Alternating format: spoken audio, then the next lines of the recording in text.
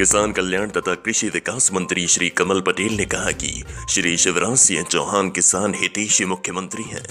सरकार किसानों के हित में निर्णय ले रही है। मंडी एक्ट में संशोधन किया है जिससे किसानों को लाभ हो सके। वे अपनी फसल को अब घर बैठे सौदा पत्र के से व्यापारियों को बेच सकते हैं। समर्थन मूल्य पर चना और सरसों के उपार्जन की सीमा बढ़ाई गई है।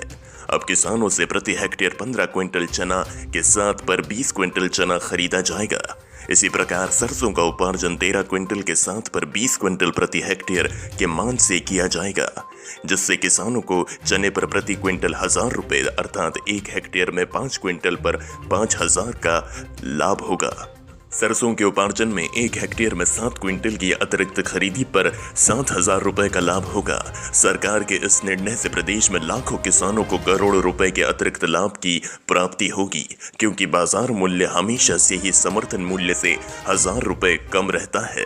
देखिए, भारत के प्रधानमंत्री माननीय नरेंद्र मोदी जी किसानों की आय दोगुना करना चाहते हैं।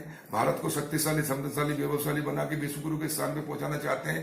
इसलिए उन्होंने 20 लाख करोड़ का पैकेज दिया है और उसमें भी हमको 1 लाख करोड़ का पैकेज कृषि विभाग को दिया है, कृषि मंत्रालय को। आज वित्त मंत्री सीतारमन जी ने, तो मैं प्रधानमंत्री जी का धन्यवाद करता हूं मध्य प्रदेश के 7.5 करोड़ किसानों की ओर से, देश के किसानों की ओर से, और सीतारमन जी का भी धन्यवाद और अभिनंदन करता हूं कि उन्होंने कृषि, क्योंकि खेती इस देश की रीढ़ है और इसलिए उनका धन्यवाद, उनका आभार। इससे किसानों की आय दोगुना होने में सहयोग मिलेगा।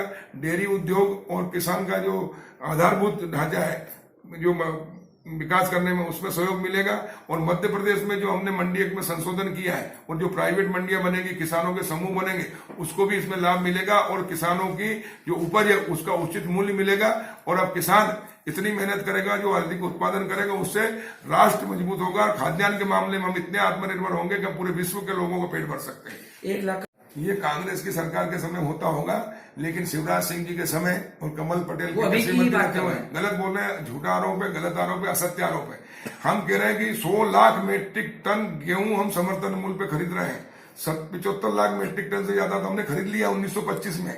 वो मैं हरदा के अंदर 2000 रुपए कुंटल भी गेहूं बेचा है किसानों ने। यह भी बेटे किसान में प्रसिद्ध बता सकता हूँ, अच्छे चमक वाला गेहूं। और इसलिए जब समर्थन मूल्य से कम में अगर बिक रहा है, सुनो, तो फिर किसान समर्थन मूल्य पे गेहूं क्यों नहीं बेचने आएगा। और इसलिए किसान का पूरा एक एक दाना खरीद रहे हैं। मुख्यमंत्री जी की घोषणा है। कांग्रेस के शासन में तो ये बता रहा ना, 25-25 में कमलनाथ जी ने भेजा था, ये बढ़ा के हमने कर रहे हैं।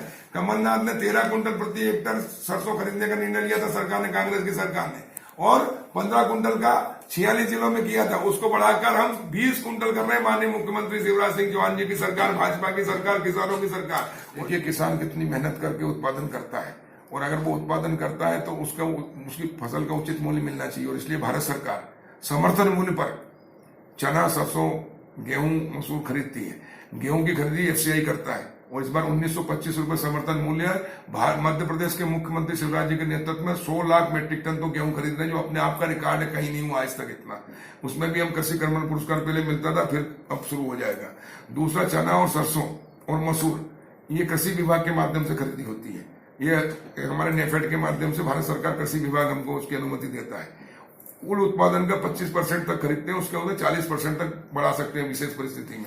कांग्रेस की सरकार, कमलनाथ की सरकार जो थी, उन्होंने मात्र 25% का प्रस्ताव भारत सरकार को भेजा था।